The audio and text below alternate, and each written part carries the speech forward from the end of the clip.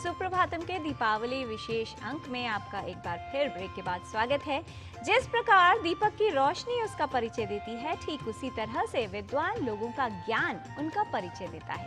दीपावली के अवसर पर आज संस्कृत पाठशाला में आइए सीख लेते हैं इस पर्व से जुड़े कुछ वाक्य हमारे सहयोगी डॉक्टर नारायण दत्त मिश्र के साथ।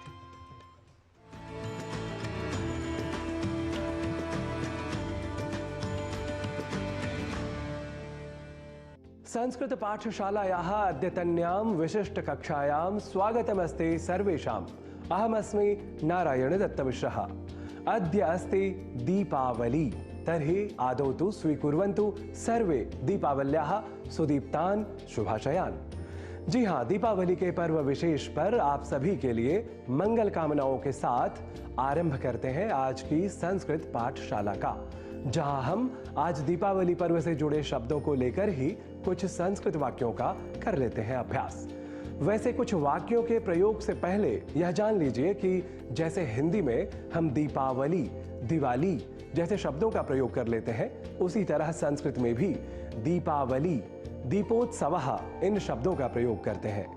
वैसे विशेष बात यह कि संस्कृत में हम दीपावली को दीपावलिः यह भी कहें और लिखें तो यह अशुद्ध प्रयोग नहीं है। वस्तुतः दीप और आवली तथा दीप और आवलिः ये शब्द स्वरूप हैं इन दो शब्दों के, जहां आवली और आवलिः इन दोनों ही शब्दों को संस्कृत शब्दकोशों के अनुसार शुद्ध समझा जाना चाहिए।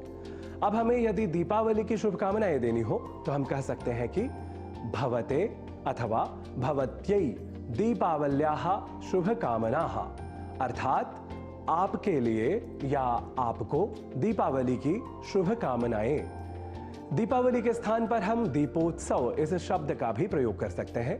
हम यह कह सकते हैं दीपोत्सवः वस्तुतः प्रकाश पर्व अस्ति, अर्थात दीपोत्सव वस्तुतः प्रकाश का पर्व है। अब यदि अपने से छोटों को दीपोत्सव की शुभकामनाएं देनी हो तो हम कह सकते हैं त्वदर्थम दीपोत्सवस्य शुभकामनाः, अर्थात तुम्हारे लिए या तुम्हें दीपोत्सव की शुभकामनाएं। दीपावली के अवसर पर पटाखों का प्रयोग प्रायः किया जाता रहा है। यदि हमें इस तरह के वाक्य संस्कृत में कहना हो तो हम कहेंगे दीपावल्याः अवसरे प्रायः आग्नेय क्रीडनक प्रयोगः जायते, अर्थात दीपावली के अवसर पर प्रायः पटाखों का प्रयोग होता है। दीपोत्सवे पर्यावरणस्य आनुकूल्यम अवगम्य आग्नेय क्रीडनक प्रयोगः करणीयः, अर्थात दीपोत्सव पर पर्यावरण की अनुकूलता को समझकर पटाखों का प्रयोग करना चाहिए।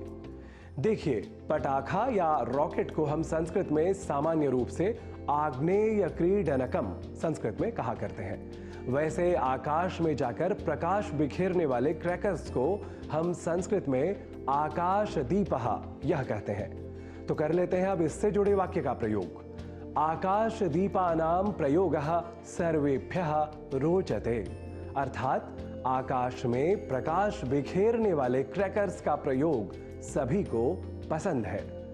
वैसे दीपावली के अवसर पर पटाखों के प्रयोग के समय सावधानी बरतने की आवश्यकता होती है।